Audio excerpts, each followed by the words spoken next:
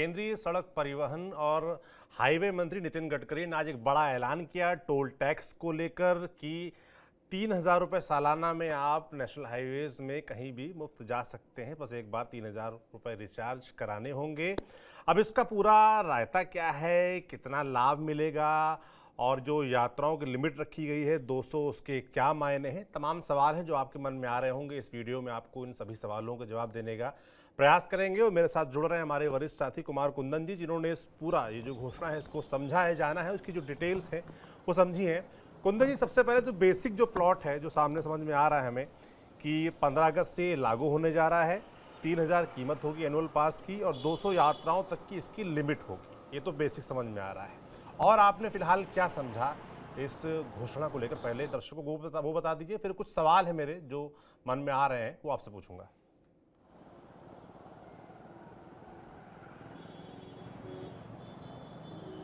देखिए, दो तीन बातें हैं इस पूरे मामले में समझने के लिए। पहली बात तो ये है कि सरकार ने एक नीतिगत फैसला किया है। एनुअल पास के तौर पर आप इसको देख सकते हैं कि जो नॉन कमर्शियल गाड़ी है, अभी तक हम लोग जो बात सोच रहे थे ये सभी गाड़ियों के लिए लागू नहीं है।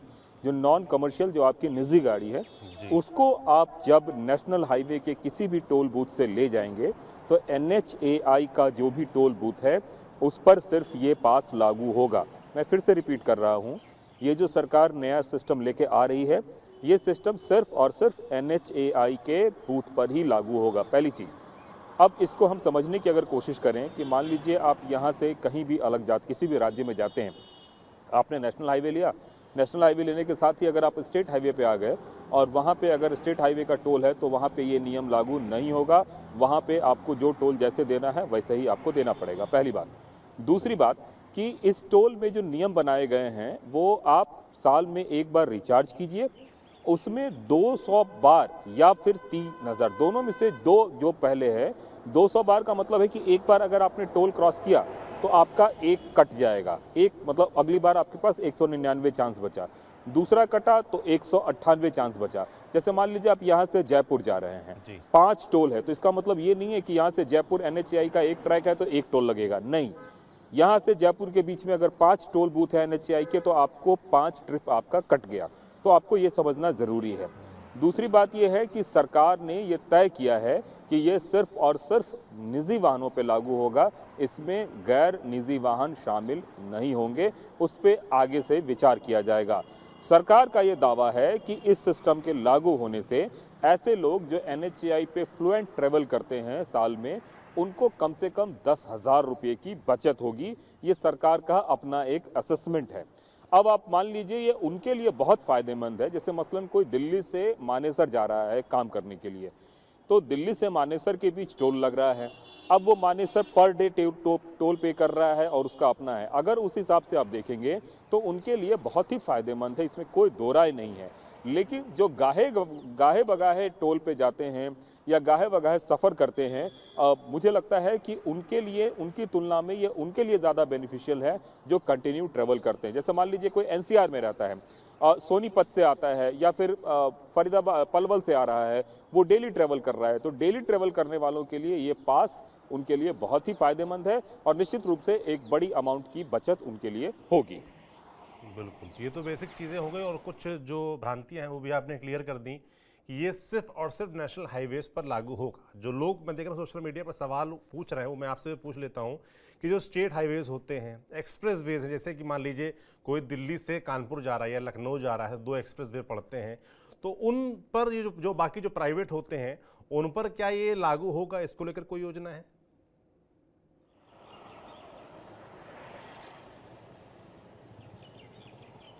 नहीं, अभी सिर्फ और सिर्फ मैंने जो बताया है कि ये NHAI के टोल बूथ पे लागू होगा। उस टोल बूथ से जैसे आप दूसरे टोल बूथ से उतरेंगे आपको उसके लिए पे करना पड़ेगा।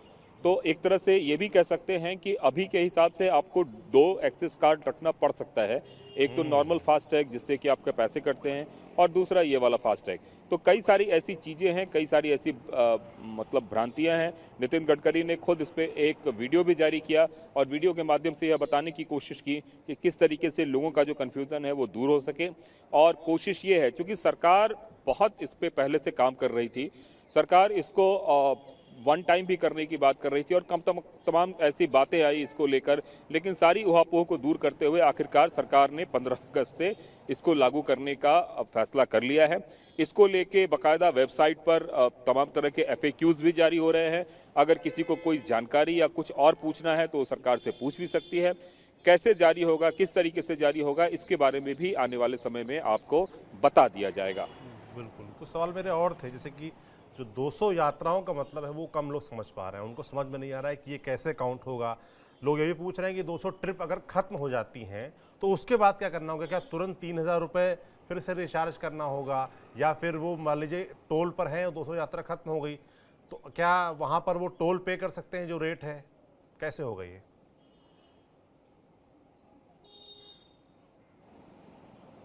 देखिए, अभी जो पेमेंट का तरीका है वो आपके पास कई सारे सिस्टम हैं।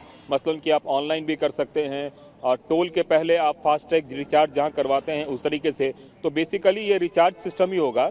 लेकिन हाँ, ये बात जरूर है कि 200 जहां खत्म होगा, सरकार ने 2 बातें कही है, साल भर या 200 ट्रिप। जरूरी नहीं है कि 200 ट्रिप ही हो, एक साल में अगर आप कहीं नहीं जाते हैं तब भी आपका पैसा वो चला जाएगा। ये भी बात समझने वाली बात है कि कोई व्यक्ति ने अगर उस सिस्टम के तहत अपने आप को रिचार्ज करवा लिया और साल भर में वो 85 बार गया, तो इसका मतलब ये नहीं है कि उसका 150 ट्रिप अगली बार के लिए कैरी फॉरवर्ड हो जाएगा। बिल्कुल नहीं। साल भर या 200 ट्रिप जो पहले खत्म हो जाए, मैं फिर रिपीट कर रहा हूं, साल भर या 200 ट्रिप जो पहले खत्म हो जाए उस हिसाब से ये सिस्टम लागू होगा। मसलन कि अगर 200 ट्रिप आप 10 दिन में खत्म कर दे रहे हैं तो 11वें दिन आपको फिर से रिचार्ज करवाना पड़ेगा। ये भी बात आपको समझना पड़ेगा कि सरकार ने तय किया है कि मान लीजिए कोई NHAI का टोल है वो 150 रुपये का है, कोई NHAI का टोल है वो 110 रुपये का है, कोई NHAI का टोल है वो 200 रुपये का है। आप किसी भी टोल से जाएं आपको पेमेंट करना पड़ेगा, पहले करना पड़ता था अलग अलग।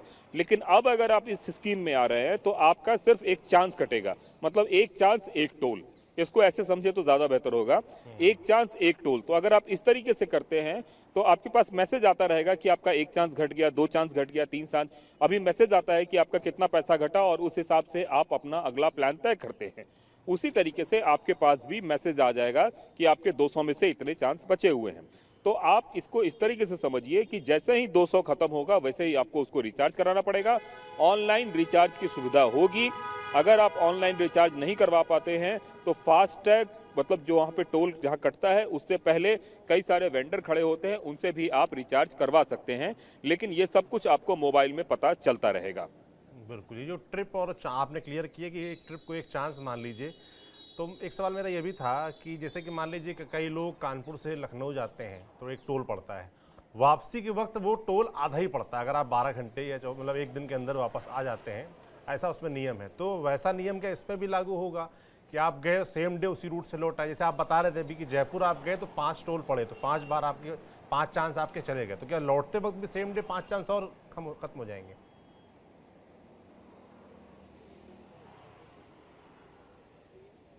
देखिए, आप एक दिन बाद लौटे या 10 दिन बाद लौटे, जैसे ही आपकी गाड़ी टोल पार करेगी एक चांस कट जाएगा आपका। ये बहुत क्लियर है। आप फिर से समझना शुरू कीजिए कि आप जैसे मान लीजिए कानपुर और लखनऊ की बात कर रहे हैं, आधे टोल की बात कर रहे हैं, उससे कोई फर्क नहीं पड़ रहा है। आप एक बार गए, एक टोल पार किए, आपका एक चांस खत्म हो गया। मैं फिर से रिपीट कर रहा हूं, एक टोल एक चांस। इसको बेसिक समझिए। इसका बेसिक यही है कि आप जयपुर जा रहे हैं, लखनऊ जा रहे हैं, कहीं भी जा रहे हैं, आप जैसे एक टोल बूथ को पार किए आपका एक चांस कट गया। उसी टोल बूथ को 10 मिनट बाद अगर आप यूटर्न लेके आ रहे हैं तो आपका दूसरा चांस कट जाएगा। उसके लिए समय की कोई प्रतिबद्धता नहीं है। प्रतिबद्धता सिर्फ इस बात की है कि आप कितने बार टोल पार करते हैं। वो टोल चांस के तौर पे उनको काउंट कर रहे हैं।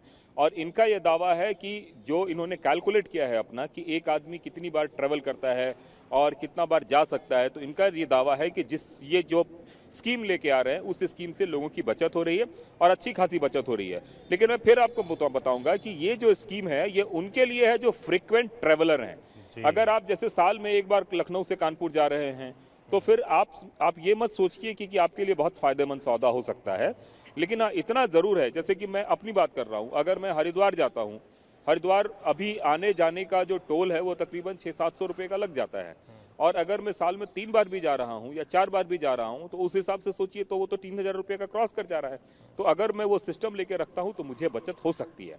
तो इस तरीके से अलग अलग यात्रियों की सुलभता को ध्यान में रखेंगे तो उस हिसाब से सबके अपने अपने आंकड़े हो सकते हैं। लेकिन एक जनरल आंकड़ा खास करके उन लोगों के लिए जो किसी भी मतलब कैपिटल के एनसीआर से आते हैं, नेशनल कैपिटल रीजन से आते हैं, या फिर अगर आप मुंबई की ही बात कर लें, मुंबई में भी लोग अलग अलग जगहों से आ रहे हैं, तो जैसे ही वो एनएचएआई का टोल क्रॉस करते हैं वहां उनको टोल देना पड़ता है। लेकिन अगर इस सिस्टम में जाएंगे तो 1 टोल 1 चांस के हिसाब से आपको चांस मिलेगा और इससे आपके पैसे की बचत हो सकती है। बिल्कुल बिल्कुल, बहुत धन्यवाद कुंदन जी समझाने के लिए, खासतौर पे वो क्लैरिटी देने के लिए कि एक यात्रा मतलब एक चांस मानकर चलिए, और ये बड़ा क्लियर करने लायक आपकी चीज़ है। बाकी जैसा कि कुंदन जी ने बताया कि बड़ा स्मार्टली यूज़ करने वाला है, आपको अपनी ज़रूरत देखनी पड़ेगी कि आपको लाभ हो रहा है कि नहीं हो रहा है, और हिसाब से आप इस योजना के साथ आगे बढ़ सकते हैं। कुंदन जी आपका बहुत बहुत धन्यवाद तमाम जानकारियों के लिए। बाकी ये टोल टैक्स का जो मसला है, लगातार सरकार तमाम सवालों के जवाब दे रही है, हम तक जो जवाब आते रहेंगे आप तक हम यूँ ही पहुँचाते रहेंगे। आप देखते रहिए TV9 डिजिटल। शुक्रिया।